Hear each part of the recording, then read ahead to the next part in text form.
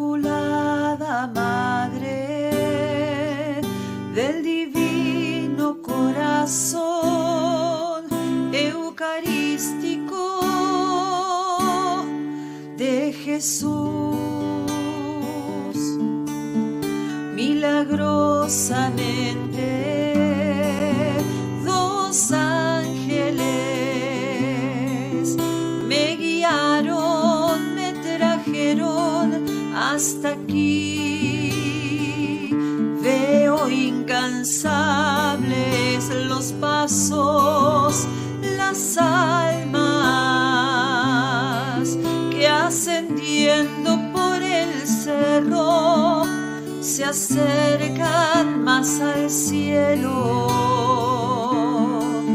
Son lluvia entre los árboles, pendiendo los rosarios como gotas cristalinas de fe, perfumando aquel paisaje, un aroma dulce a rosas, enamoran los sentidos, no hay lugar para el olvido. Con María Livia, Madre, presurosa hasta mí, te revelas humilde, pequeña, celestial princesa.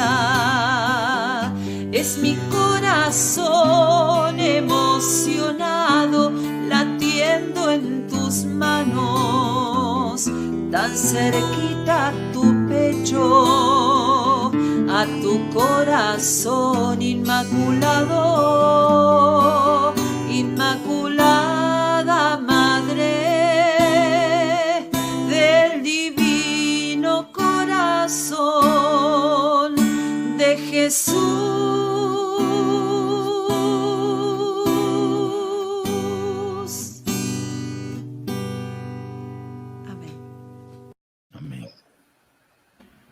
Muy buenas tardes a todos los amigos espectadores que nos están viendo por el YouTube.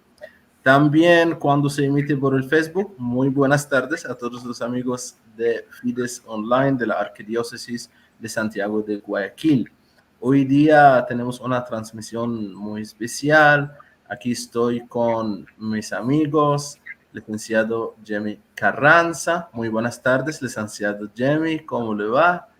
Y también tenemos el apologeta, conocido en el Facebook y el YouTube, muy famoso por las redes, Rodrigo Calvo. Muy buenas tardes. Buenas tardes, amados. Gracias por la invitación. Y el dueño de la idea de la transmisión del día de hoy y el dueño del proyecto, Rignam Mari, Santiago Suárez, desde Guayaquil también. Muy buenas tardes, Santiago. Saludos a todos, hermanos, y también a todos nuestros seguidores. Muy amable. Hermanos, estamos aquí para conversar un tema muy importante que es el sínodo camino a la sinodalidad. No muchos católicos entienden qué es el sínodo y qué es sinodalidad. También el término es muy moderno. Entonces vamos a empezar con definiciones para definir dónde estamos y a dónde vamos. De primero vamos a Santiago porque él va a enseñarnos la idea de la transmisión y también él eligió el título, el sínodo camino a la sinodalidad. Entonces, ¿a qué se refiere, Santiago? Sí, yo quería hablar de este tema porque es un tema actualmente que no se entiende mucho, ¿no? En esta pequeña introducción, porque primero no se sabe lo que es el sínodo. Y bueno, la iglesia siempre ha tenido sínodos, pero básicamente, pues, fácil de definir porque eran como el sínodo de la familia y otros temas básicos, pero ahora es como un poco redundante al decir el sínodo de la sinodalidad. Entonces el día de hoy trataremos como de explicar qué significa realmente el sínodo de sinodalidades. Y bueno, y también porque mucha gente pues habla un poco sobre este nuevo caminar, este nuevo sínodo, y habla sobre el tema si la iglesia se va a abrir al mundo, si realmente ahora la mayoría va a tomar las decisiones por los demás, y entre otros temas. Yo quería definir la palabra sínodo, ¿no? Que es una palabra griega que quiere decir como caminar juntos. El Concilio Vaticano II siempre ha hablado como la iglesia como un pueblo peregrino que va caminando junto hacia la meta, ¿no? Y generalmente, pues, el sínodo se trata de más o menos entender si realmente estamos caminando juntos. O aparentemente parece que vamos caminando juntos, pero estamos excluyendo a ciertas minorías, a ciertas personas. Entonces, se trata de hacernos esa pregunta, ¿no? En la Lumen Gentium, pues se habla claramente del ser de la iglesia, ¿no? ¿Qué es la iglesia en su interior? Y hacernos esa pregunta, ¿qué es la iglesia? ¿Qué somos? ¿Hacia dónde vamos? Y esencialmente, pues, si alguno se siente excluido, pues también, pues, incluirlo en este caminar. Porque muchas veces cuando se habla de la iglesia, decimos, pues, hacemos esa como referencia que iglesia es igual a la jerarquía. Entonces decimos, el papa y los obispos y los sacerdotes son los que toman las decisiones y a nosotros nos toca obedecer. Pero hay esa canción que conocemos, pues, tú eres la iglesia, somos la iglesia, y de eso se trata, ¿no? De sentirnos iglesia, sentirnos parte de la iglesia. Nosotros somos realmente parte de este cuerpo místico. Y en estos sínodos, pues, se trata de responder esa pregunta, ¿no? ¿Qué es lo que el Espíritu Santo está inspirando al pueblo de Dios? A mí, a ti, a todos nosotros. ¿Qué nos está inspirando el Espíritu Santo y hacia dónde vamos? Especialmente eso como introducción, y para comenzar, no sé si el hermano Jimmy Carranza o Rodrigo quieran como agregar algo más. Sí, yo voy a Rodrigo ahora, porque Santiago habló de la autoridad o de la jerarquía de la iglesia. Quiero que el apologeta Rodrigo nos enseñe qué es la jerarquía de la iglesia, simplemente, de manera simple para el público. Bueno, la jerarquía está compuesta por todos aquellos hermanos en Cristo que son bautizados, pero que tienen una autoridad de tipo apostólico, y aquellos que también han recibido el sacerdocio por imposición de las manos. Entonces, son aquellos que componen, digamos, la parte dirigente de la iglesia, aquellos que nos gobiernan, que nos guían, todo el tiempo a nivel espiritual, aquellos que nos explican la palabra de Dios, y pues bueno, en la jerarquía podemos encontrar en primer lugar al Papa, ¿sí? Como máximo jerarca de la Iglesia Católica. Luego tenemos lo que son los obispos, haciendo claridad de que el Papa es un obispo, pero digamos que es el sucesor directo de Pedro, ¿sí? Del apóstol Pedro, sobre quien Jesucristo en Mateo 16, 18 le entregó la cabeza visible de la iglesia. Pedro es la cabeza visible de esta jerarquía de la iglesia, y Jesucristo es la cabeza invisible. El Papa no está por encima de Jesús, ¿sí? Sino el Papa está al servicio de Jesús y de la iglesia de Cristo. Los obispos pues están junto con el Papa acompañándolos. Algunos de ellos pues tienen el título de arzobispos cuando ejercen su obispado digamos en extensiones de terreno más grandes que la de los obispos. Pues tenemos cardenales que ya son a nivel regiones completas que están bajo su autoridad. Y pues también en cierta medida ahí ya tenemos los sacerdotes o presbíteros que también participan del sacerdocio, aunque no de una manera plena. Son los obispos los que participan de manera plena en el obispado. Digo, sí, en el obispado es que ellos participan del sacerdocio de manera plena. Y bueno, pues más o menos eso podríamos decir que es la jerarquía que compone la Iglesia Católica.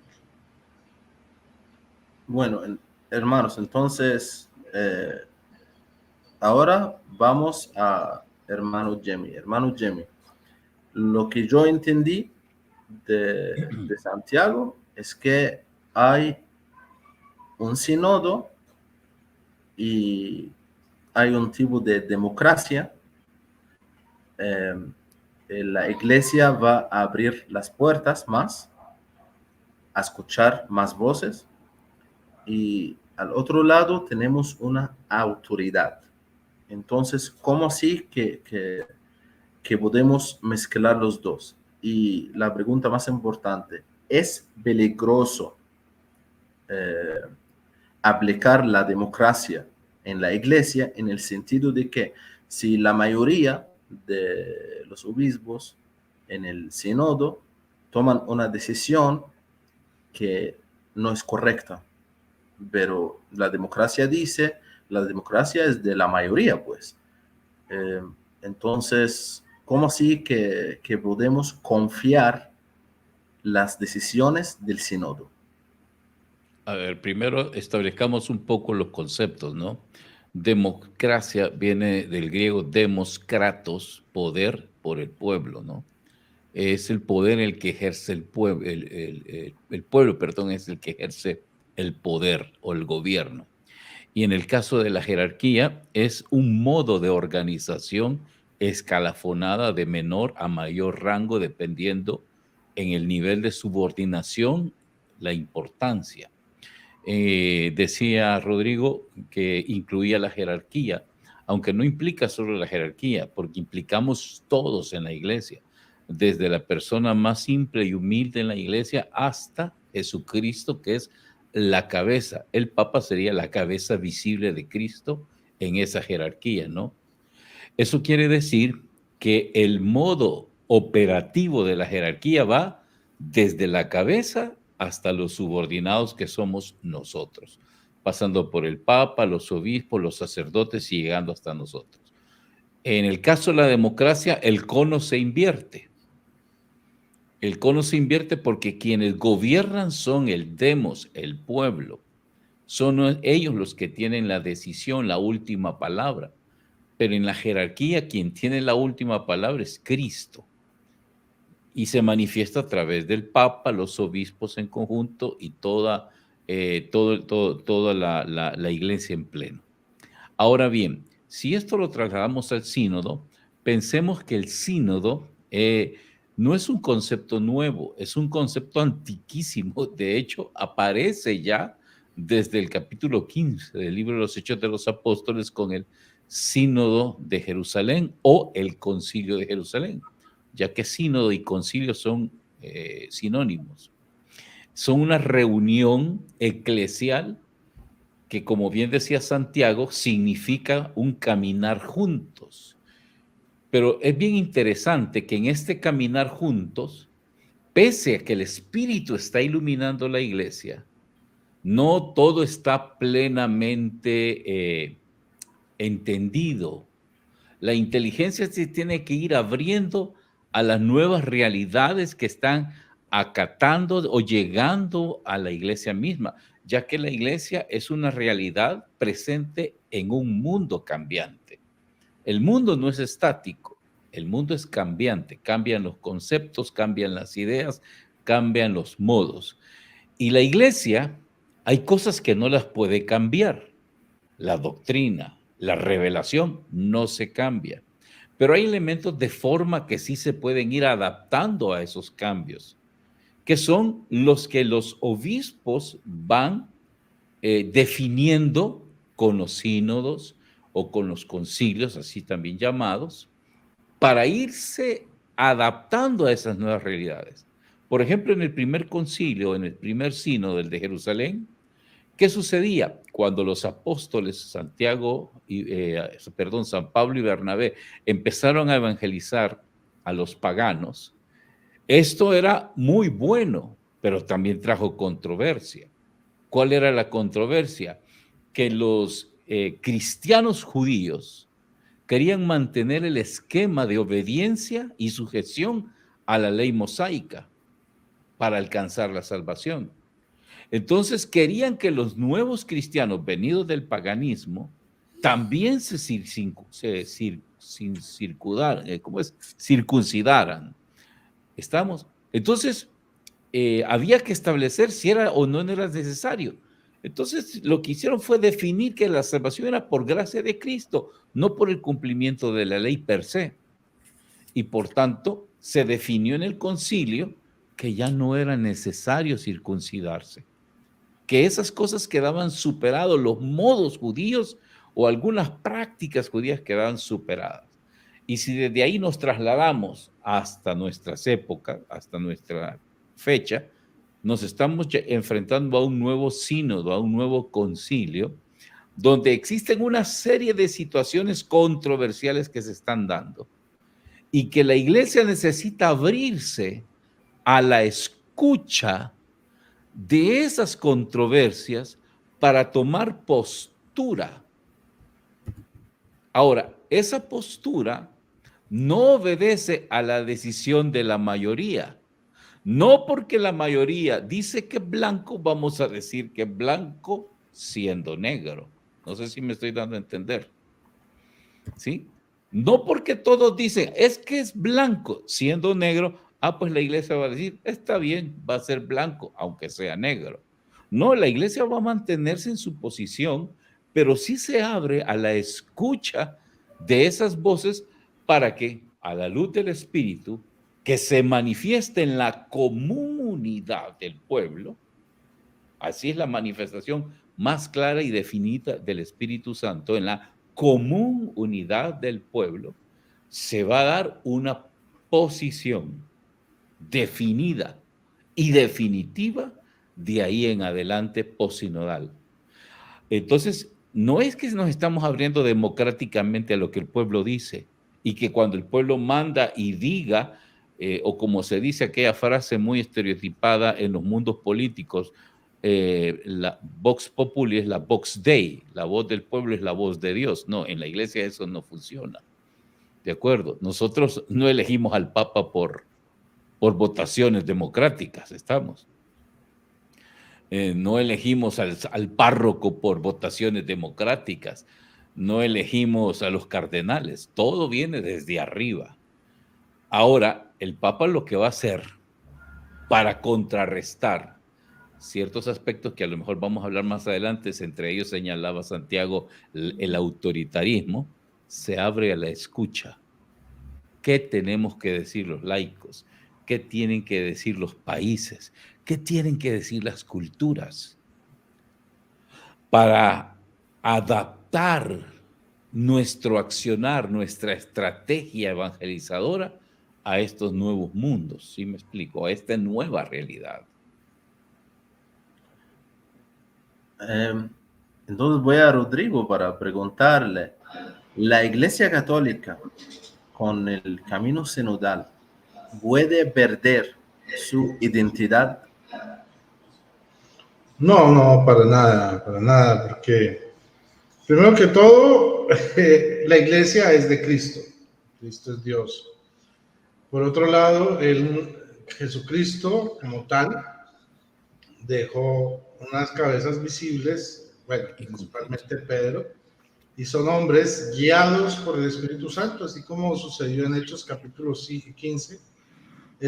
Los apóstoles y los presbíteros, cuando se reúnen en el primer concilio o sínodo de Jerusalén, todos ellos toman decisión unánimemente, movidos por el Espíritu Santo. O sea, no es una obra del hombre, no es una iglesia fundada por el hombre, ni es una iglesia movida por la opinión personal o distintas posiciones éticas, no. O sea, en el fondo el que está moviendo toda la iglesia es el Espíritu Santo. Desde ahí ya tenemos una garantía. Ahora, por otro lado, digamos que, como bien lo señaló el hermano Jimmy, hay una jerarquía y como tal la iglesia de Cristo es un reino, ¿sí? Por eso dice Apocalipsis 1:6 que somos una nación de reyes y sacerdotes, o sea, es un reino y como tal el reino siempre tiene una sujeción. Ahora, también la iglesia va a escuchar a todos, incluyendo a los laicos, pero no, eso no quiere decir que, también como lo decía el hermano Jimmy, no quiere decir que entonces vamos a ver qué es lo que dice la mayoría para implementarlo, no. El mismo Papa Francisco dijo, se da de lo que hay, ¿sí? O sea, la iglesia tiene unos límites que están delimitados por la Biblia, la tradición y el magisterio. Más allá no puede ir. Por ejemplo, si Dios no lo quiera, que la mayoría de la gente comience a decir que haya matrimonios igualitarios, o sea, de parejas del mismo sexo, y que se ordenen mujeres sacerdotisas, pues eso no lo hay, porque no lo está en la escritura, no lo está en la tradición, no está en el magisterio. O sea, no podemos ir más allá de esos tres límites y fundamentos que tiene la iglesia de Jesucristo. Entonces, podemos hablar de todo y la iglesia va a escuchar de todo, pero siempre va a haber digamos, estos tres fundamentos que no van a permitir que por ningún motivo se pierda esta identidad, que son la Biblia, la tradición y el magisterio.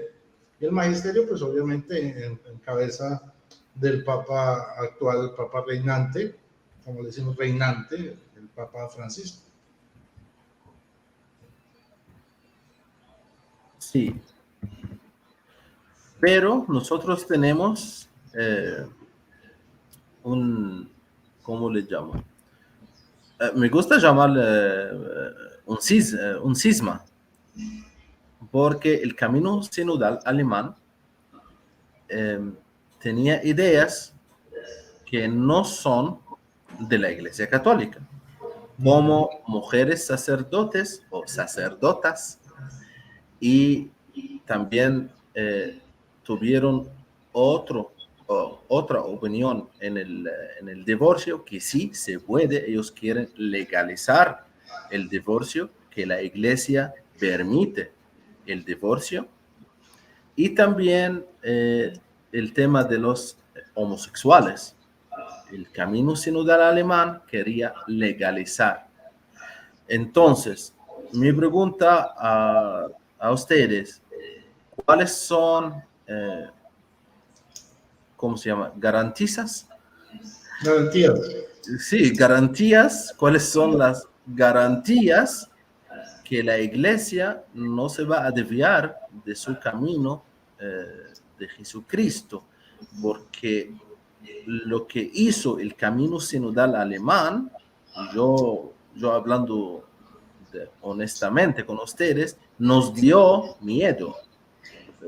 Sí, en julio o en el mismo agosto, hace 2 semanas o algo así, la iglesia en el Vaticano empezó a frenar, como se dice, frenar al camino sinodal alemán, pero el camino sinodal alemán empezó desde el 2020, empezó a difundir sus ideas en Alemania y en Europa. Entonces, ¿cuáles son las garantías que tenemos? Pues la garantía principal es que, como tú bien lo señalaste, el Papa Francisco ya le salió el paso al sínodo, y antes de que comenzaran la próxima reunión de ese sínodo, les advirtió que nada de eso que ellos estaban pidiendo se podía, y que ellos lo sabían, y entonces que por favor rectificaran su camino, que ellos sabían que eso no estaba al alcance pues nuestro de la iglesia, y pues que no hace parte de nuestra doctrina. Yo creo que el primero que debe salvaguardar la doctrina de la iglesia es el Papa, en este caso. y obviamente todos los demás obispos, porque vimos que también obispos de todo el mundo comenzaron a levantarse y a protestar contra este tipo de propuestas del camino sinodal alemán.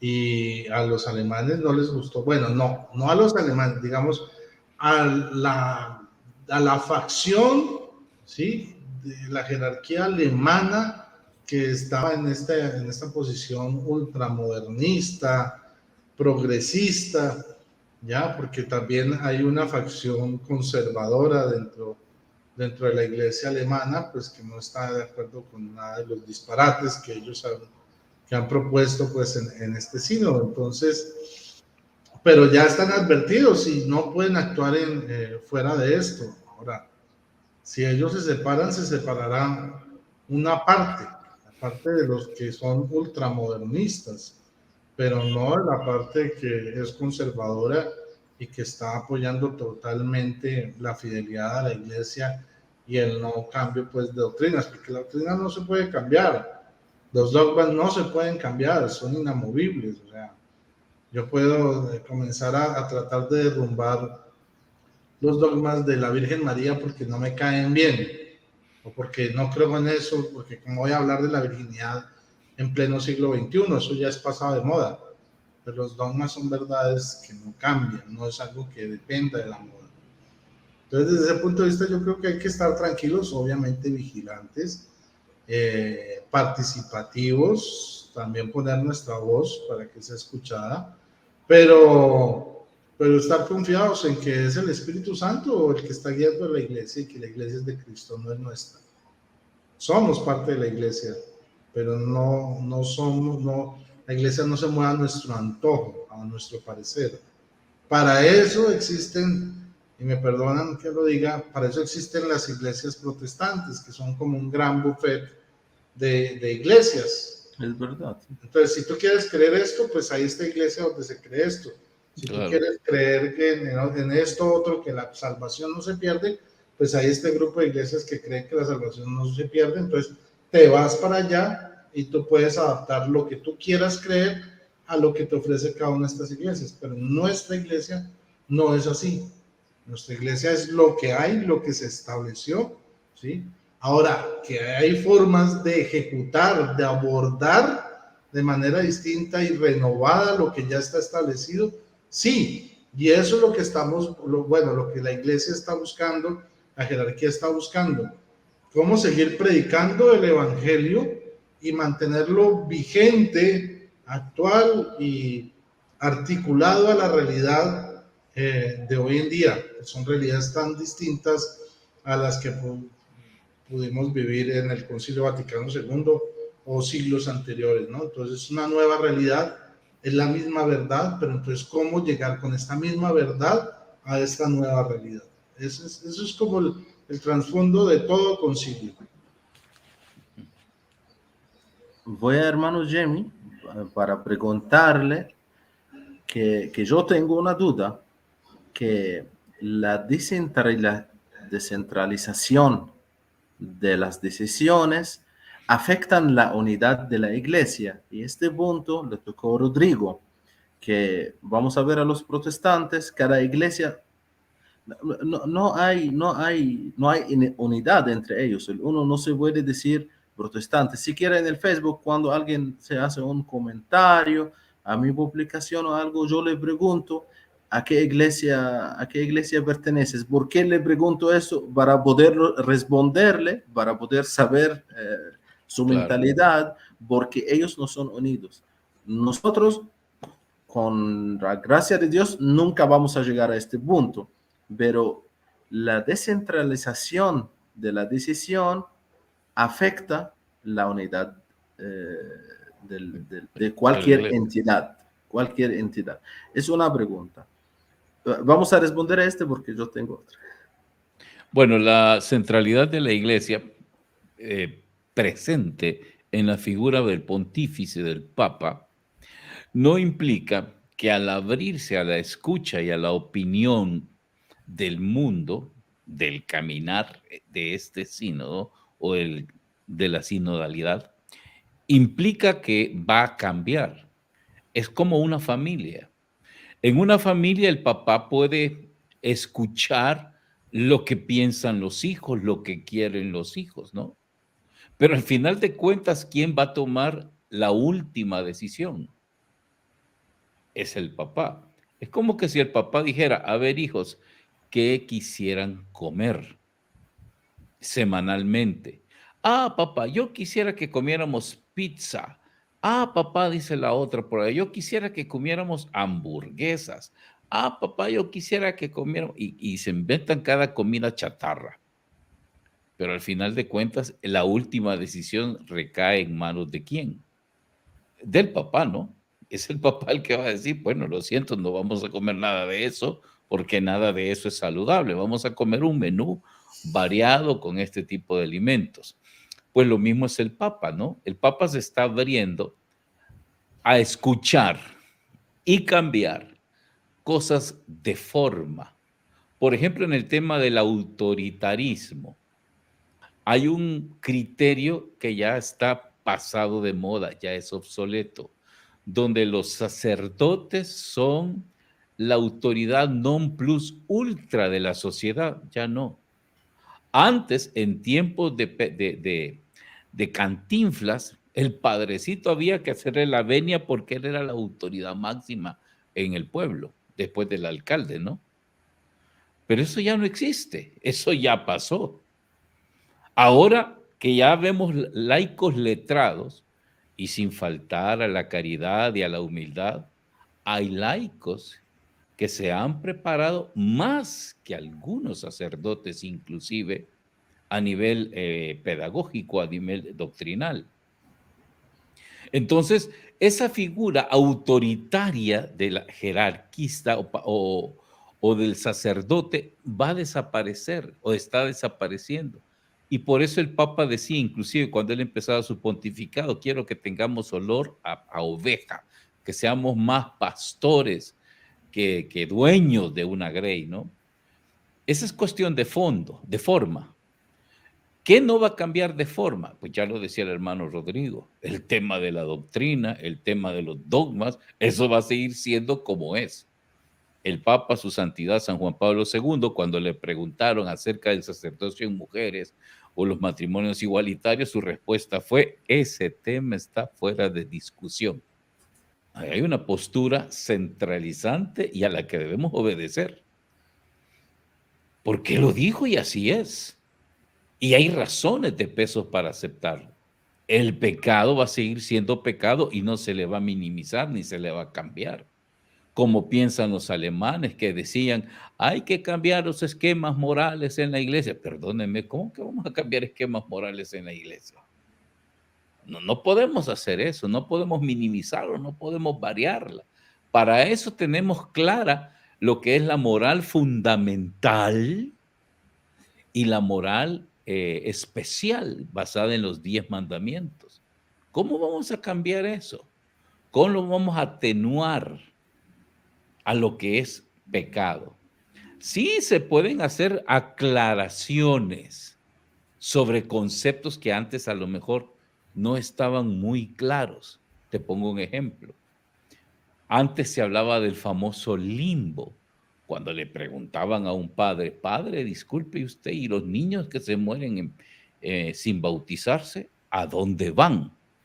El padrecito, en tiempos de mi abuelita, respondía al limbo. Y mi abuelita decía, ok, amén, hasta ahí quedaba. Pero ahora para nosotros, que nos diga un padre que un niño que muere sin el sacramento del bautizo se muere, se va al limbo, ya no es una respuesta valedera. Necesitamos más respuesta, una respuesta más de peso que nos convenza. Es aquí donde el Papa y la Iglesia se abre a la escucha. Ok, ¿y ahora cómo vamos a responder a esa pregunta? Estoy usando un ejemplo, no es que van a responder a esa pregunta, me explico. ¿Sí? ¿Cómo vamos a responder a esa pregunta? ¿Cómo vamos a responder a las inquietudes de la comunidad LGTBI? Porque ya es una realidad subyacente y existente que no la podemos obviar, porque el sínodo, uno de los temas que va a tocar es el tema de la inclusión, del cual el padre Nelson Medina decía que es una palabra que no le gusta porque está siendo un poco manipulada de mala manera, ¿no? Pero hay que hablar de eso. ¿Cómo vamos a incluir a esta gente? Hace 50 años, hablar de los matrimonios en segundas nupcias, había que desgarrarse las vestiduras para hablar de esos matrimonios.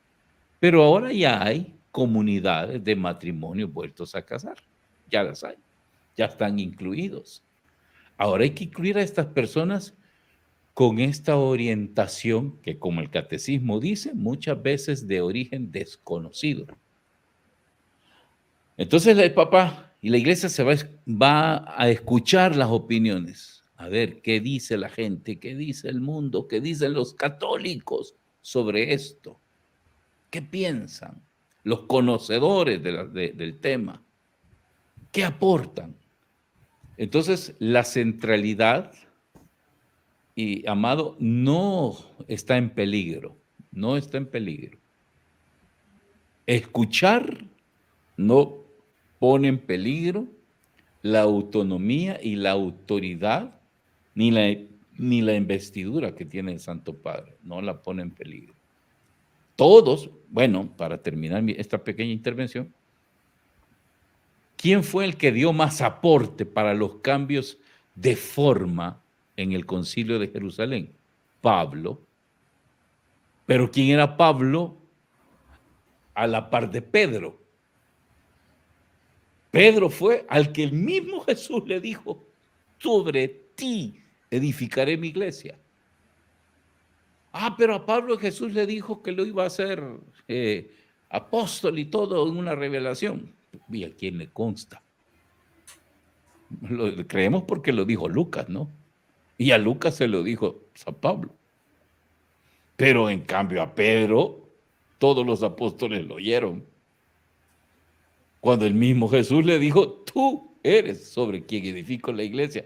Entonces, en el Concilio de Jerusalén, les pregunto a los tres, ¿quién tenía jerárquicamente más autoridad? Pedro. Pero ¿quién puso el dedo en la llaga? Pablo. ¿Cambió la autoridad de Pedro eso que Pablo hizo? No. Pedro siguió siendo Pedro, el referente de la iglesia. Lo siguió siendo hasta que murió, y luego vino San Anacleto, San Lino, no me acuerdo cómo va la sucesión. Y no, pero nunca Sisto Cornelio. Y ahí exacto. Pero nunca estuvo Pablo.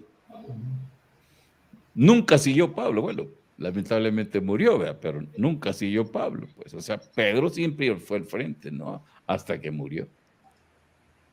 No sé si respondo a tu pregunta, amado.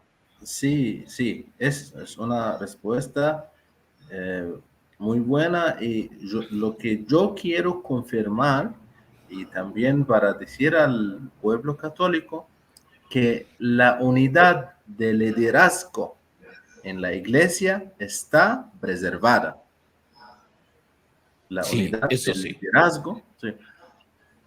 Eso ni dudarlo. Hay una promesa, la promesa de Jesús. Las puertas del infierno no prevalecerán contra la iglesia. Y la iglesia ha sido atacada a lo largo de los siglos. Y te das cuenta que sigue siendo atacada con faltas y errores del siglo antepasado. Sigue la gente diciendo: sí, cuando la Inquisición. Hombre, estamos en el siglo XXI y siguen hablando de la Inquisición. ¿De acuerdo? Cuando todavía éramos salvajes. Cuando ni leer sabían los reyes. Por eso tenían a los escribanos. Siguen atacándonos con eso, con la Inquisición. Y como que los protestantes y originales no hicieron Inquisición. Claro que la hicieron. La verdad era peor. Y eran peor que las que se hizo en la Iglesia Católica. Como que si Enrique VIII era una dulce palomita. Calvino. Que mató a Miguel Servet, el descubridor del sistema circulatorio del cuerpo humano. Lo mandó quemar que porque abrió un cuerpo humano para investigar el sistema circulatorio y que eso era una herejía. La mandó quemar. Ah, no, pero hay que desgarrarse la vestidura porque metieron preso a Galileo Galilei. ¿Sí? A ese sí. Inventan cosas, hay cosas que hay, bueno, ya eso es otro tema, pero mucha gente habla cosas de la Inquisición que realmente nunca sucedieron y la volvieron más salvaje de lo que realmente fue. Pero sí, y pues obviamente los hombres dentro de la iglesia cometen errores, ¿sí? Y hay pecados dentro de esos hombres, que incluso han habido papas que han cometido pecados, pero la iglesia es santa porque su fundador es santo. Exacto. O sea, si no, pues ya la iglesia hubiera dejado de existir hace mucho tiempo. Santiago. Y la siguen atacando. Sí. Claro. Quiero decir algo a Santiago, que tenemos en la comunidad católica, en el pueblo católico, un movimiento que le llama a sí mismo el movimiento tradicionalista. Y los tradicionalistas católicos hablan de que el Papa Francisco está haciendo cambios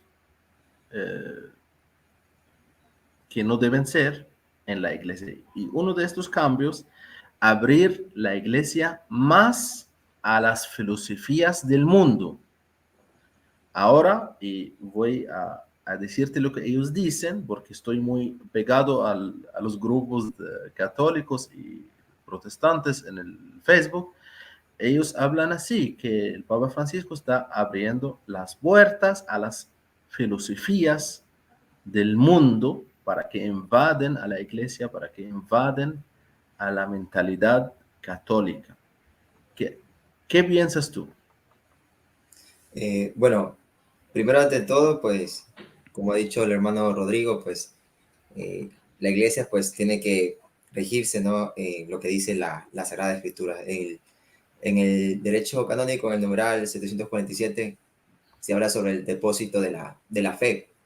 Así. Y en sí, pues, la iglesia es la encargada, pues, de cuidar, de no transgredir, de no cambiar el depósito de la fe. O sea, realmente, pues, conocemos lo que es el Antiguo Testamento, el Nuevo Testamento, ¿no? Y bueno, los mandamientos. En general, pues, no se puede cambiar las leyes divinas. Podemos, de cierta manera, conversar sobre ciertos aspectos de la estructura de la iglesia, tal vez de algunos temas controversiales de la iglesia, pero sobre el tema del depósito de la fe, la misma Biblia dirá, pues, que no se puede ni siquiera añadir, ¿no? Ni quitar nada de lo que está en las Sagradas Escrituras. Y bueno, y la iglesia también sigue lo que es el tema de la tradición, ¿no? Y bueno, el tema de los padres de la iglesia y el tema del magisterio de la iglesia, que son las enseñanzas de los papas y especialmente algunos obispos, ¿no? Cuando hablan en tema de doctrina y en tema de costumbre, ¿no? El tema del Papa, con su tema de la infalibilidad del Papa, que es infalible, se entiende, no infalible en ciertos comentarios que a veces hacen en la televisión, donde le preguntan quién es el mejor equipo del mundo, y dice San Lorenzo. En eso la infalibilidad del Papa no tiene nada que ver, ¿no?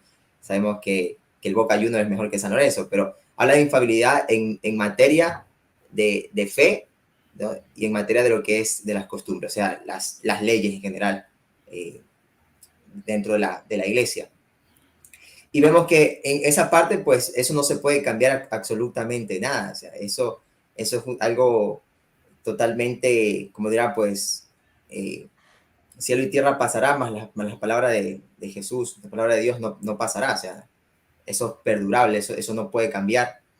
Lo que sea, cuando se habla del sínodo, y hemos hablado, por ejemplo, la iglesia no es democrática. O sea, la iglesia no es como diciendo, como acaba de decir el licenciado Jimmy Carranza, la democracia es como a veces como que la mayoría decide por la mayoría, el voto de la mayoría es la decisión total. O sea, la iglesia siempre ha sido jerárquica, sea, conocemos con la jerarquía de la iglesia, pero hay que entender la jerarquía, porque no es una jerarquía tipo de monarquía, sino que es una jerarquía que Jesús dijo, pues el primero sea el último de todos, ¿no? El que sea No el es más... dictatorial. Exacto, no es como autoritaria, como hemos hablado del tema del autoritarismo, de que el primero, que el que quiera ser el primero sea el siervo de todo, el servicial, de todo, el que sirva en la iglesia. Por eso que muchas veces se habla de una pirámide invertida, ¿no? Donde una pirámide hacia abajo, ¿no? Porque el mismo Papa Francisco ha dicho, yo soy el siervo de los siervos. Y en el tema del sínodo, lo que se trata de evitar es el autoritarismo, la indiferencia y el tema, como usted habla, de la polarización, o sea, esos extremos de decir, ¿no? Como a veces como dice que una izquierda de derecha, una iglesia de derecha, una iglesia de izquierda, o que la iglesia es tradicionalista, o lo que se trata es de como, el Papa Francisco lo dirá así, el arte de saber escuchar y reflexionar y hablar, porque hay ciertos temas que se han tocado en el Concilio Vaticano II que todavía no está claro. Y lo que se trata es que juntos, todo el pueblo de Dios, ¿no? Comience como a dar como un comentario, una reflexión. Se trata de ir escuchando la voz del Espíritu Santo, pero para eso hay que aprender a escuchar y no juzgar. Porque una de las preguntas que se hace es quién participa en el sínodo. Y es todos. Incluso personas de otras religiones, personas que no son de la Iglesia Católica, personas, aquí hablamos incluso de personas incluso que tienen otras orientaciones sexuales, etcétera, pueden participar en el sínodo y dar comentarios respecto a algunos temas. Pero eso no quiere decir, como acabamos de decir, que la Iglesia va a obedecer lo que diga la mayoría. Pero sí tenemos que aprender a escuchar sin juzgar, a escuchar, porque también el tema de las minorías, como entra aquí, lo que son el tema de los inmigrantes, lo que sufren los inmigrantes, o a veces, muchas veces, el clericalismo, porque muchos de los abusos de los sacerdotes a los niños ha sido culpa del clericalismo, de que no podemos denunciar a la autoridad porque tenemos miedo, porque no nos van a hacer caso, y es como despertar ese como a veces hemos visto, ¿no? Tenemos apagado esa ilusión de ir creciendo como iglesia, y es despertar esa ilusión a todos los laicos, que nosotros también somos parte de la Iglesia Católica, que nuestro comentario, nuestra opinión, nuestra reflexión también es importante. Y a veces vemos que dentro de los interlocutores de Jesús, nos preguntamos quién eran los interlocutores de Jesús. Muchas veces era el pueblo, los pecadores, las prostitutas, los cobradores de impuestos, los ciegos, los cojos, los sordos mudos. Era el pueblo, los interlocutores que recibían el mensaje de Jesús. Y muchas veces no eran las grandes élites, como vemos, los grandes líderes, ¿no? Sino que, pero claro, hay una cosa muy importante del sínodo, que el sínodo no es como menospreciar las autoridades ni la jerarquía. El Señor ha elegido autoridades, el Señor ha elegido apóstoles. ¿Ya? Lo que se trata del sínodo es que las autoridades de la iglesia, los apóstoles, junto al pueblo, vayan como aprendiendo a escuchar la voz de Dios, el eco de esa voz, ¿no? Que se manifiesta, como sabemos, ¿no? Se manifiesta la voz de Dios, no solamente en los sacerdotes, sino en toda la iglesia. Y hay que aprender a escuchar, entendiendo, ¿no? Que el sínodo no es solamente un evento más, ¿no? Sino que realmente vamos juntos, toda la iglesia, en esta peregrinación, con nuestros altibajos, incluso con nuestros pecados, aprendiendo, ¿no? Aprendiendo a caminar, a ir juntos. Y por eso se llama sínodo, camino a la sinodalidad. Porque como sabemos, sínodo es ir juntos, aprender a caminar, ir caminando, y sinodalidad es como algo, como un sinónimo. Pero es que nos hacemos esa pregunta, si realmente estamos caminando juntos, sino que hay que aprender a caminar juntos.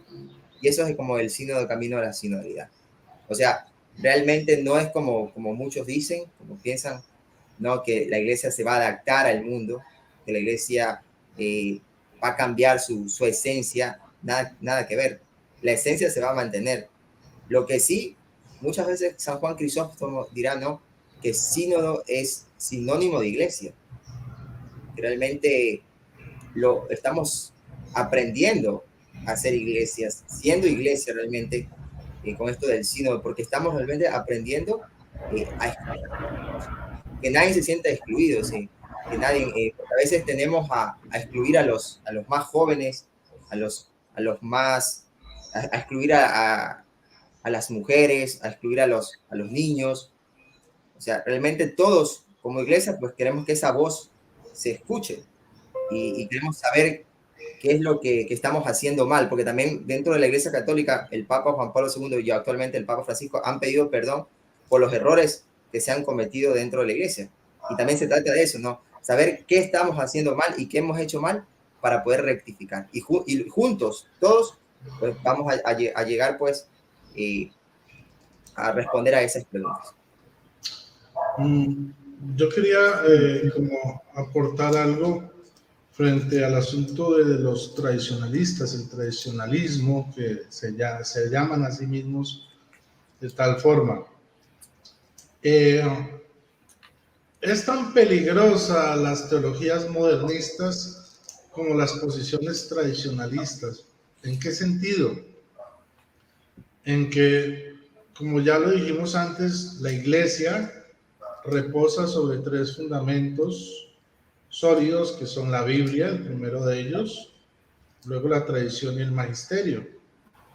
Cuando ellos se declaran tradicionalistas, están diciendo que ponen por encima la tradición, por encima de la Biblia y por encima del magisterio.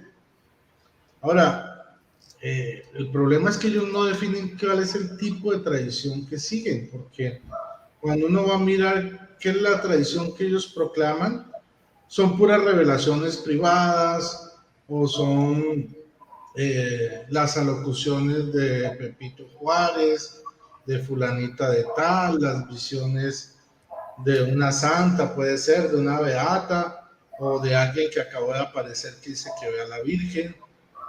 Y todo eso lo ponen por encima de la misma Biblia y del mismo magisterio, lo cual me parece una posición peligrosa. Tanto esa como la posición, digamos, ultra progresista. Pero yo igual tengo la confianza en que en medio de esos bandos que se generan, que son muy apasionados, la iglesia siempre va a seguir siendo guiada por el Espíritu Santo. Y ya hemos visto un ejemplo claro de eso. O sea, el sínodo de la Amazonía, que comenzó de una forma escandalosa. O sea, el de la Amazonía fue como el abrebocas de lo que iba a suceder en Alemania. ¿Y qué pasó?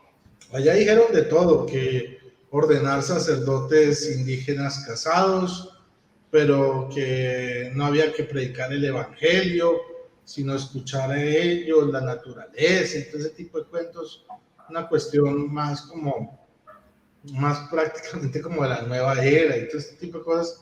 ¿Y qué pasó al final? El Papa dejó que siguieran, sacaron un documento final, pero fue el Papa el que en su encíclica Querida Amazonía definió lo que sí era y lo que no era. Entonces, digamos que sí, o sea, pueden existir momentos críticos de la historia de la iglesia donde pensamos pues que aquí todo se va a acabar, que mejor dicho apague y vámonos, pero igual el Espíritu Santo se muestra fiel, mostrando que a pesar de todas las situaciones todo se reencamina y todo sucede para bien. Y por ejemplo, como lo decía el hermano Jimmy, han habido momentos donde se escucha a la gente y se aplican cosas que benefician a la iglesia sin cambiar la doctrina. Un ejemplo de ello: en la iglesia no existe el divorcio, ¿sí?, pero existe la nulidad matrimonial. Antes, por allá en los años 80, para anular un matrimonio, una persona tenía que comenzar un proceso jurídico-eclesiástico, ¿sí?, enviando pruebas a Roma y esperando pues que en Roma le contestaran, y luego de eso era un proceso costosísimo que lleva muchos años para que al final la iglesia dijera, este matrimonio nunca existió, es nulo. ¿Sí? No había razones válidas para considerar como válido este matrimonio.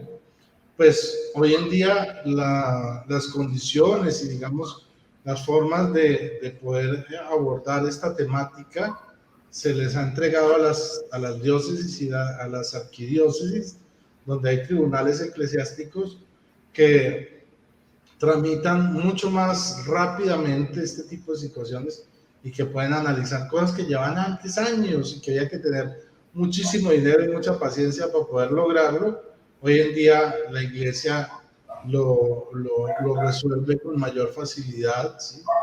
Y fue un cambio que fue un cambio pues producto de escuchar a la gente, de escuchar las necesidades, sus problemáticas y ver que este cambio para nada alteró la doctrina, porque siguen siendo las mismas causales de nulidad, las que siempre han habido, las que siguen funcionando hoy. Simplemente que se trasladó de la centralidad, de la centralización en el Vaticano, de estos asuntos, se descentralizó y se puso en manos de las diócesis y las arquidiócesis, que lo hacen de manera efectiva. Entonces, vemos cómo hay cambios para bien sin necesidad de tocar la doctrina ni nada de esto. Eso era... Sí, voy a hermano Carranza para preguntarle. Nosotros sabemos que cualquier líder en el mundo es vulnerable a presiones políticas, es para todos. Entonces, estoy siguiendo en la línea tradicionalista para llevar sus preguntas para que tengamos respuestas.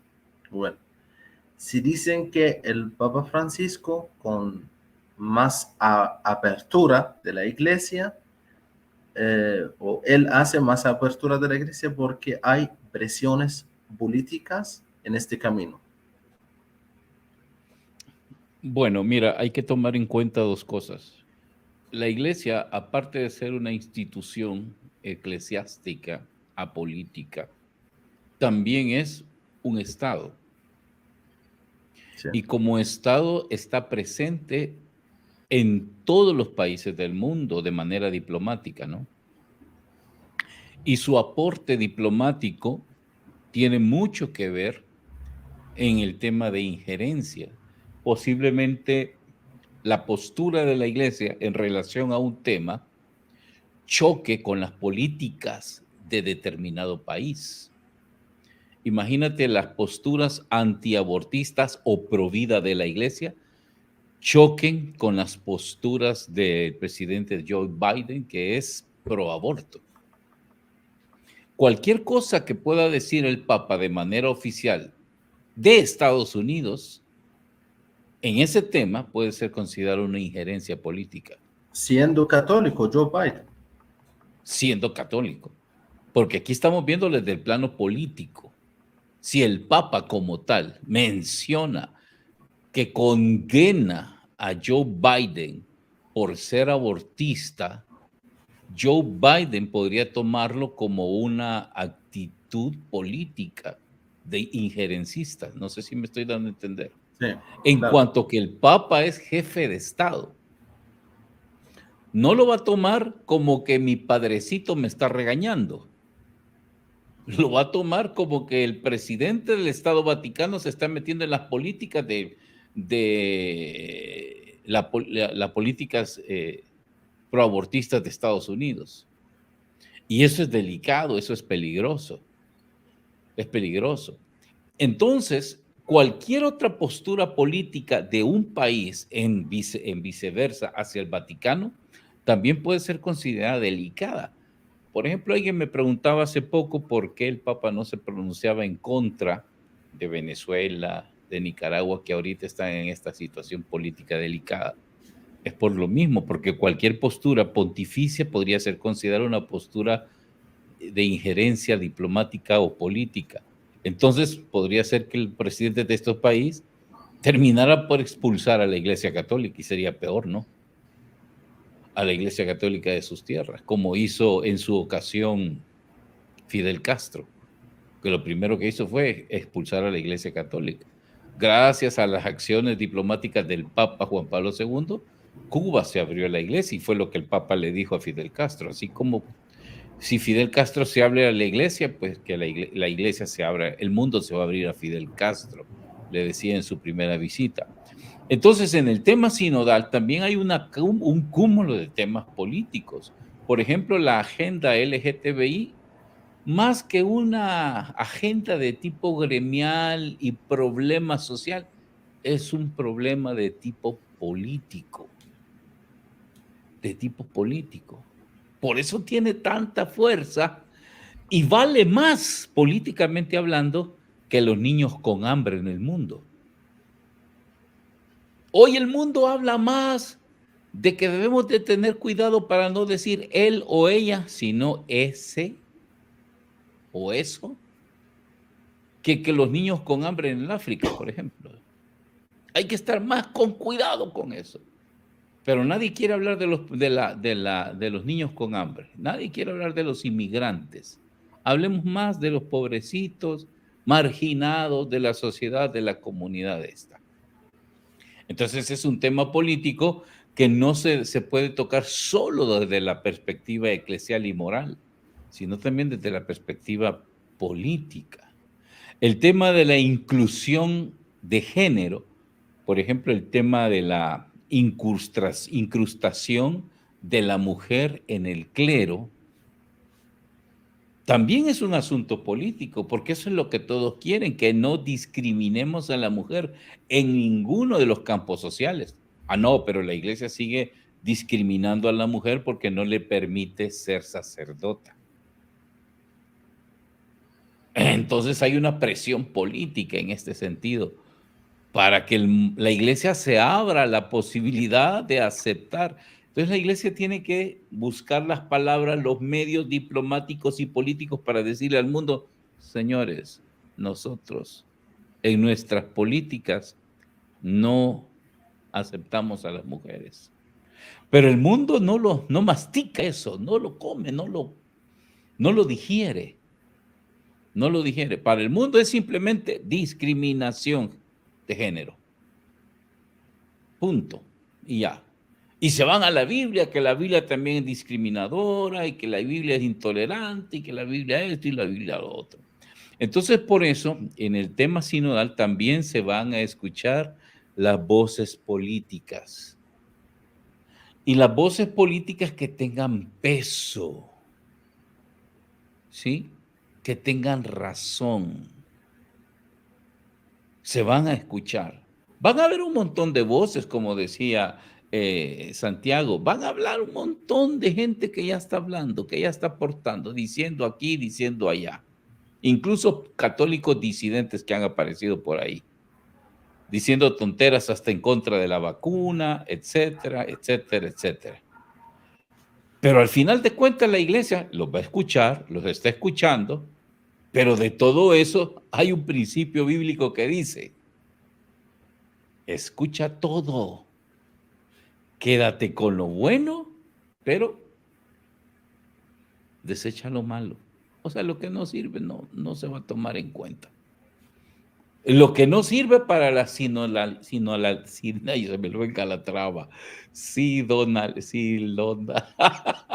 Ayúdame. Sinodalidad. Gracias. Abajo está. Sinodalidad.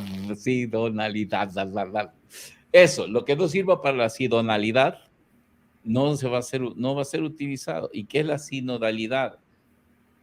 Vamos caminando juntos. ¿Y cómo vamos a hacer para seguir caminando juntos? ¿Sí? Para seguir caminando juntos. De eso se trata. Por eso estamos escuchando esas voces. Y de todas esas voces vamos a sacar, aún aquellas que son políticas, lo que apremia, lo que es bueno, lo que es beneficioso. Porque de todos los saberes hay que sacar cosas buenas. ¿Qué tal si la iglesia se hubiera cerrado a los saberes científicos? No podía la iglesia cerrarse al saber científico. Entonces no puede cerrarse la iglesia al saber político. Sino que hubiera aportado la iglesia a través del Rerum Novarum, a través de de todo el compendio de doctrina social, que hay una serie de temáticas muy políticas en estos documentos. Sí, entonces voy a Santiago si tiene un comentario, unas preguntas. Comentario. Tal Hablando vez. de la inclusión, Santiago, hablando de la inclusión, yo quiero entender, y también, claro, todos los espectadores van a querer a entender hasta qué nivel será la, la descentralización de la decisión en la iglesia. ¿Hasta qué nivel? Sí, sabemos que como todo concilio y sínodo, bueno, son sinónimos la palabra concilio y sínodo. La diferencia es pues que el concilio pues se remite más como a una reunión de obispos en cierto lugar para tocar un tema, y es algo mucho más, un tema mucho más desarrollado, a diferencia de los otros sínodos que hemos visto que eran temas más generales, ¿no? Como el sínodo de la familia, que fue a nivel mundial, o también el sínodo a nivel de las regiones, como el sínodo de la Amazonía, ¿no? Que fue a nivel regional, territorial, como de la Amazonía, ¿ya? Pero vemos que en general, pues, como un sínodo o un concilio, pues, tiene como, la idea básica es como la reunión de personas para tratar un tema y sacar una conclusión final. Pero sabemos que la iglesia, pues al final, el último que tiene la decisión final es el Papa. O sea, ni siquiera los obispos no pueden actuar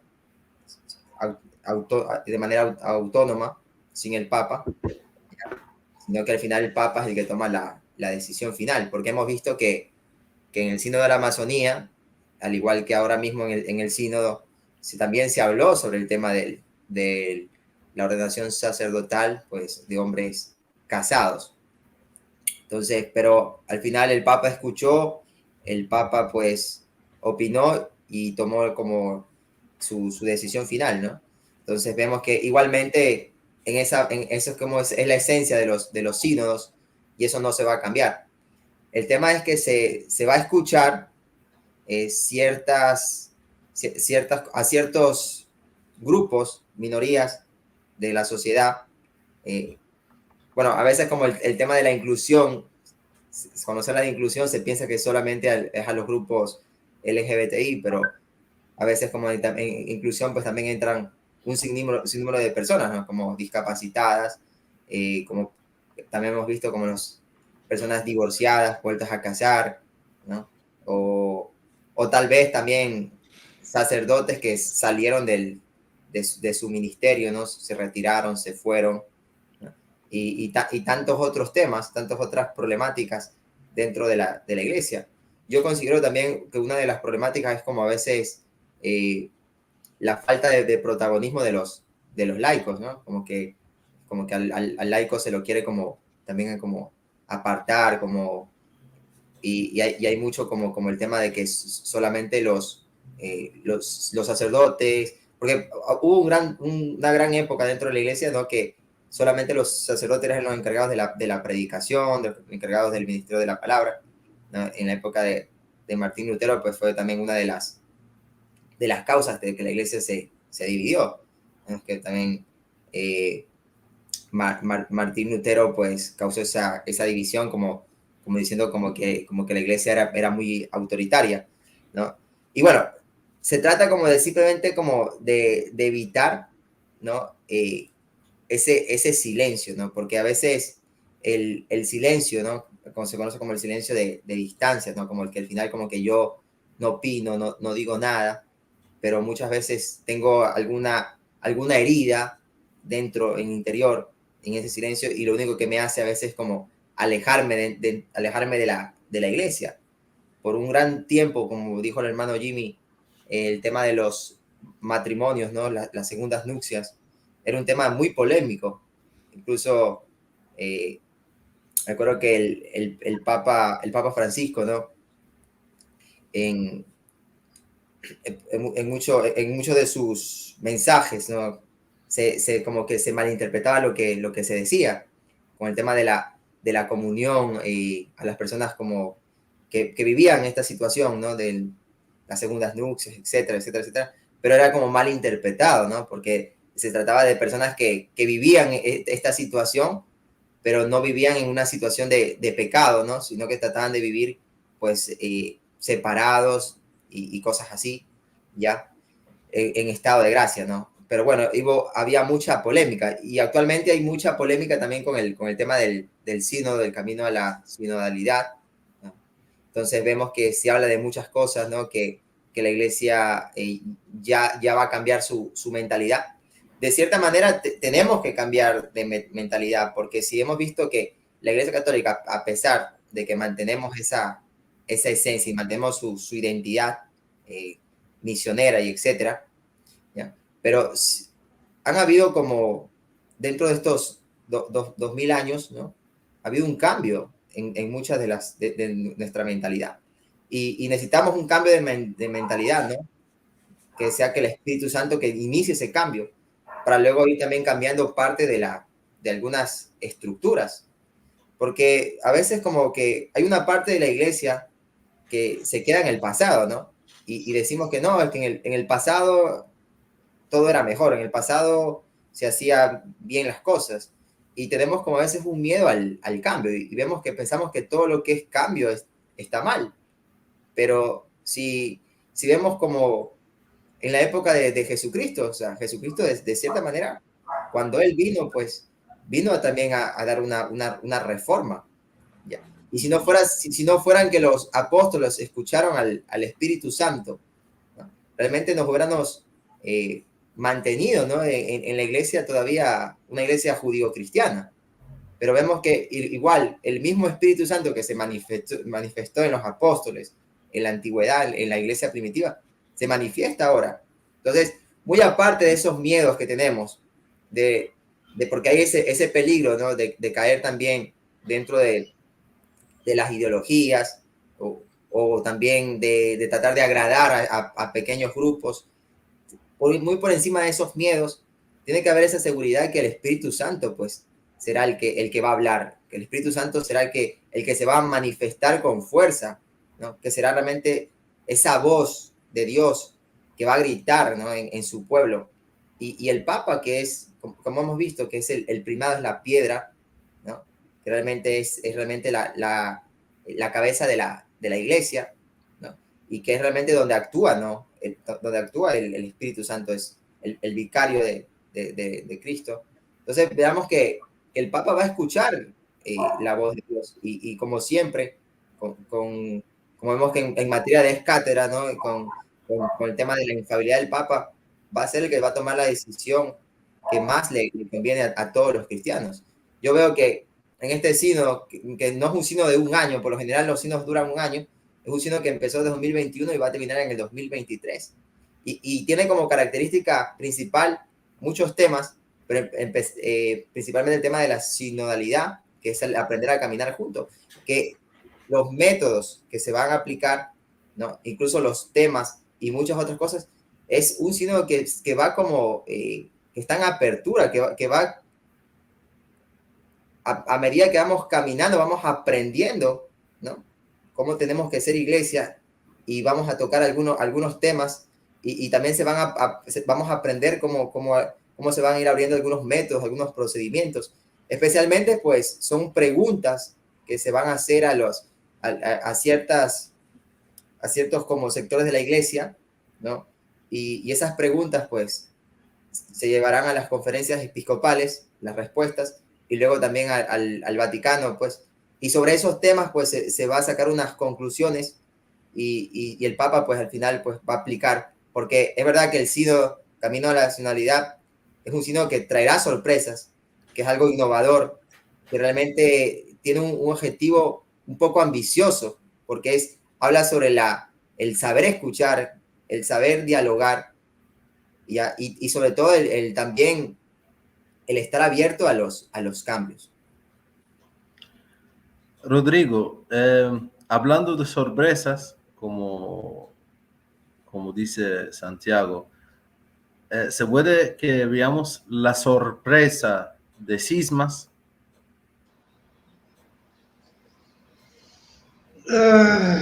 Pues es algo difícil de determinar, pero yo esperaría que no. Yo no creo que para que suceda algún tipo de cisma, porque como ya hemos visto, ya han habido situaciones como la del Sínodo de la Amazonía, donde también Yo se hablo hablaba yo hablo de cismas porque la iglesia alemana era a punto de cisma. claro, Es algo grave. Este acontecimiento en la vida amenazaron con cismas, del pero catolicismo no es fácil, es algo grave que había una iglesia en un país con el peso de Alemania y esa iglesia era a punto de una cisma. sí, pero digamos que, ¿por qué no considero que en Alemania pueda haber cisma? Porque el sector que está diciendo esto, que está amenazando con cisma, es un sector ultra progresista, sí, pero es un sector minoritario, ¿ok? O sea, que ha hecho mucha bulla, sí, claro, ha hecho mucha bulla, pero sigue siendo un sector minoritario dentro de la iglesia. Y no creo que sean capaces de arrastrar tras de sí un grupo representativo de creyentes. O sea, no, yo no le vería como ningún peligro a ese respecto en cuanto que pueda haber un cisma producto, por lo menos producto del camino digamos, del sínodo de la sinodalidad, no. Tocaría ver qué pasaría con el sínodo de Alemania, pero tampoco creo que eso suceda. No creo que lleguemos a eso, porque no es un sector grande, pues, que digamos que es representativo, sino es un sector minoritario que hace mucha bulla. Es eso, básicamente. Y eso es lo que hay que tener presente y que a veces no tenemos en cuenta aquí en Latinoamérica, porque las noticias nos llegan como tarde, como lejos, como incompletas. Entonces, muchas veces creemos que es toda la iglesia alemana, pues, que está unánime diciendo si el Papa Francisco no nos aprueba estas peticiones que tenemos, entonces nos vamos de la iglesia católica y fundamos nuestra propia iglesia. No, es un sector minoritario. De hecho, no sé si sabían que los sacerdotes que celebraron, por ejemplo, bendiciones de parejas del mismo sexo en Alemania, como digamos como muestra pues de poder y de todo eso, que fueron firmadas por los mismos laicos y entregaron eso a las diócesis y las arquidiócesis. La respectiva jerarquía tomó cartas en el asunto y digamos que sancionó a estos sacerdotes que hicieron este tipo de prácticas, y eso no trascendió, o sea, se quedó ahí, no se volvió a escuchar que los sacerdotes alemanes estén oficiando bodas o bendiciones de parejas del mismo sexo. Eso no ha vuelto a suceder ni se ha vuelto a escuchar, precisamente porque la iglesia en Alemania, la mayoría, ¿sí?, donde está el poder jerárquico, la mayoría de los obispos ha tomado cartas en el asunto, poniendo orden en la iglesia a estos grupos disidentes. De hecho, mira que cuando fue el sínodo de la familia, hubo sacerdotes, como un par de sacerdotes, que salieron diciendo, bueno, saliendo del closet literalmente, diciendo que ellos tenían su pareja hombre y que deberían admitirse hombres casados con otro hombre, parte de su familia. Y la iglesia, que hizo, los tomó en cintura y se acabó el tema. Entonces, creo que debemos un poco más, bueno, estar menos paranoicos frente al tema de Alemania e informarnos más de lo que sucede en Alemania, que es difícil a veces porque precisamente es un idioma muy distinto al nuestro, pero hay formas de enterarnos y de ver que también estas personas que están causando escándalo entre la iglesia son un sector minoritario. Entonces no hay como peligro desde mi punto de vista de que haya un cisma. Excelente. Entonces, Rodrigo está optimista del Sínodo Camino, y también Santiago, y también hermano Carranza. Ahora, hermano Carranza, antes de cerrar el programa, queremos escuchar un comentario final de usted. Bueno, primero que nada, agradecerles a ustedes haberme invitado, haber tomado en cuenta este servidor. Y pedirle a los hermanos que nos mantengamos en oración. Si bien es cierto, puede que no exista un cisma como tal, o al menos un cisma como el que se dio en la época medieval, el cisma de Oriente. Sí pueden haber algunas disidencias, eso no puede dejarse de esperar. Acordémonos que el Concilio Vaticano II trajo per sí una división, que fue la división de Lefebvre. Él rompió en su momento relaciones con el Papa. Fue una división cismática, aunque después se revocó por la petición de perdón de él, pero sin esta organización, San Pío X creo que se llama ahora, siguen en una actitud un tantito divisoria o separatista en relación a la iglesia en general. Y digo que pueden haber conatos de división o disensión, ya que existe una serie de liderazgos disidentes que, basados en cierta autonomía o cierta libertad o cierta fama o prestigio que gozan, están como jalando hacia su lado, hacia su brecha, a algunos católicos, que podría por ahí generarse algún tipo de división. Y hay que orar para que no sea así, hay que orar para que esta gente mantenga la sensatez y que no desencadenen en movimientos de esta naturaleza, porque es más daño el que se hace que el beneficio que ellos creen que pueden entrañar.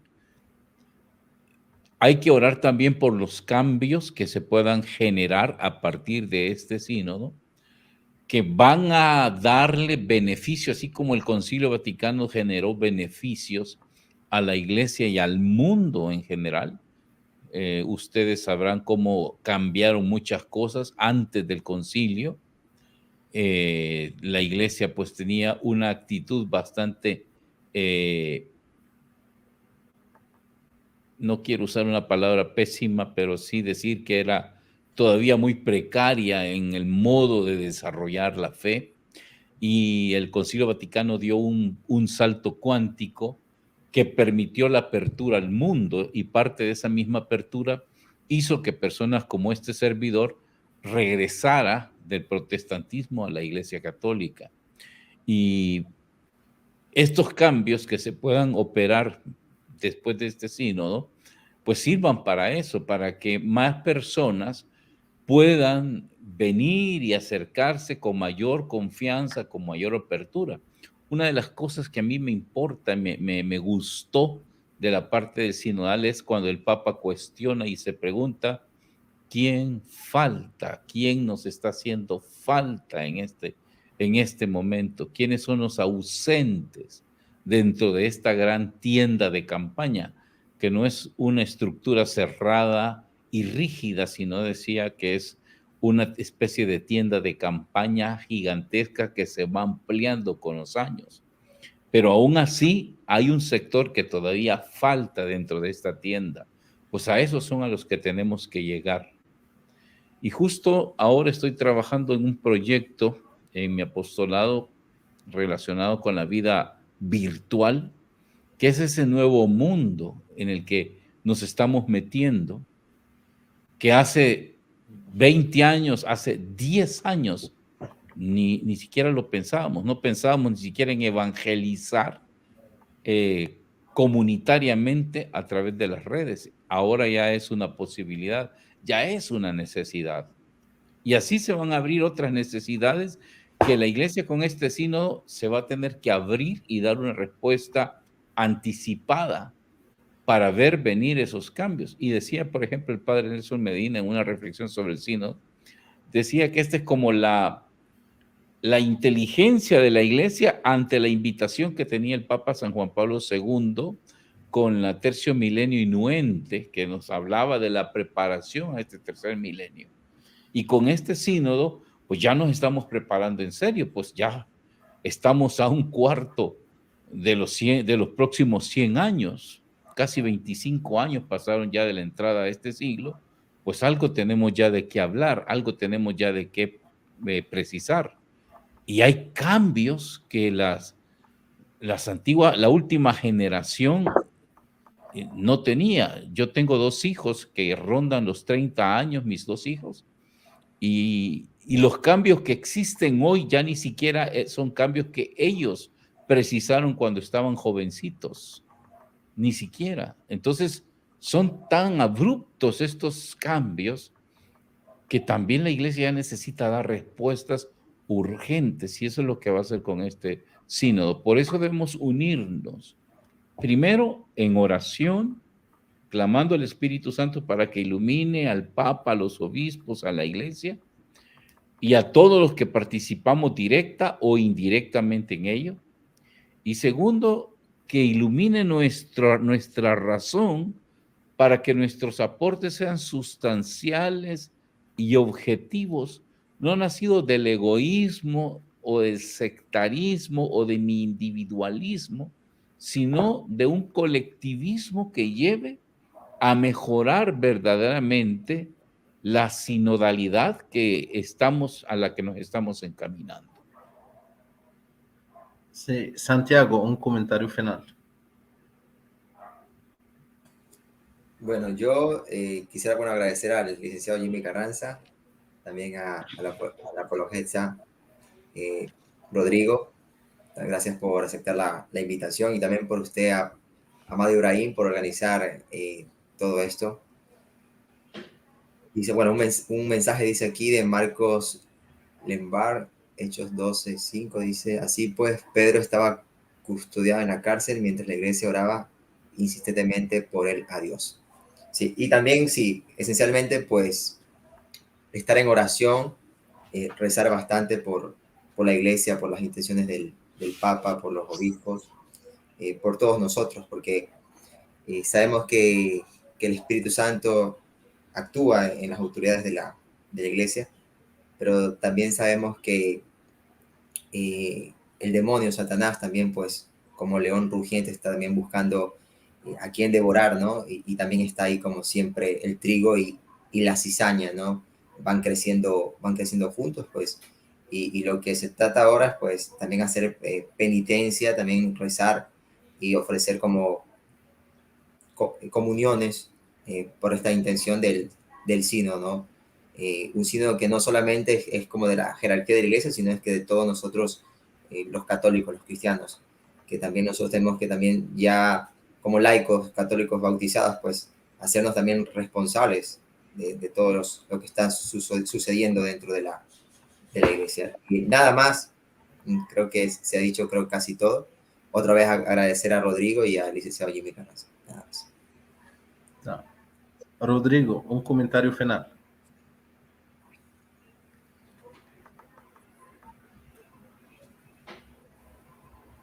El micrófono. Agradecer a Santiago por la invitación, a ti, Amado, por la moderación del video, sí, a el hermano Jimmy, pues, por sus grandes aportes. Y bueno, nosotros no debemos, es una invitación a no pensar que este sínodo de la sinodalidad es el acabose, el fin, el reino del anarquismo, pues, sobre la iglesia, donde Satanás va a tomar el control, o mejor dicho, pues, aquí apague y vamos. No. Esta es una oportunidad de oro para que el mundo conozca a la iglesia. Es una oportunidad de oro para evangelizar a todos aquellos que quieren aportar algo en la iglesia y que no pertenecen a ella, incluso reevangelizarnos nosotros mismos comenzar a ver el Evangelio de formas distintas y renovadas. Entonces, no lo veamos como el fin del mundo, el fin de la iglesia, la entronización de Satanás, nada de eso, sino veámoslo como una oportunidad donde la iglesia abre sus entrañas, su corazón, para que todo el mundo la pueda ver y la conocerla, amarla, ¿sí? Enamorarse de ella y entender por qué enseña lo que enseña y en realidad qué es lo que enseña la iglesia. Porque muchas personas de las que odian a la iglesia católica no odian lo que enseña la iglesia o cree la iglesia, sino lo que odian es lo que ellos creen que la iglesia enseña y practica. Tienen imágenes deformadas, ¿sí? Alteradas de lo que explica, enseña y cree la iglesia. Y no saben muchas veces las razones por las cuales lo creen.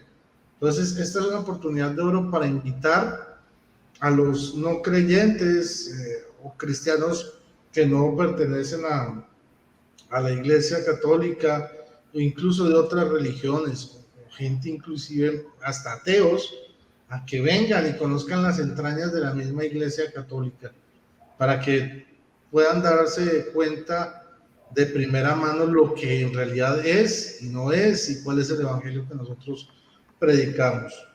Por otro lado, señalar que este mes, en agosto, se acaba ya la primera etapa, son 3 etapas del sínodo de la sinodalidad. Se termina en este mes la primera etapa, que es la etapa diocesana y arquidiocesana, se acaba, y comienza la etapa continental a partir de septiembre. Entonces, con los insumos que se han recogido durante todo este tiempo, aquellos que no han participado, pues urgirlos a que participen, a que pongan su aporte antes de que se termine de cerrar a final de mes esta etapa. Quedan apenas que unos 7, 10 días prácticamente. Aprovechar, participar, poner su granito de arena y abordar con alegría la segunda etapa, que ya es la etapa a nivel continental, para llegar a octubre del 2023 a la etapa final, que ya la reunión de los obispos, ya con todos los insumos que se han tomado pues de estos, desde el año pasado, desde octubre que comenzó este sínodo de la sinodalidad, con todo ese material recogido para que ellos lo discutan. Tenemos que orar para que en la terminación, la tercera etapa, también culmine con éxito en octubre de 2023. Y pues muchas gracias a todos y que el Señor los bendiga.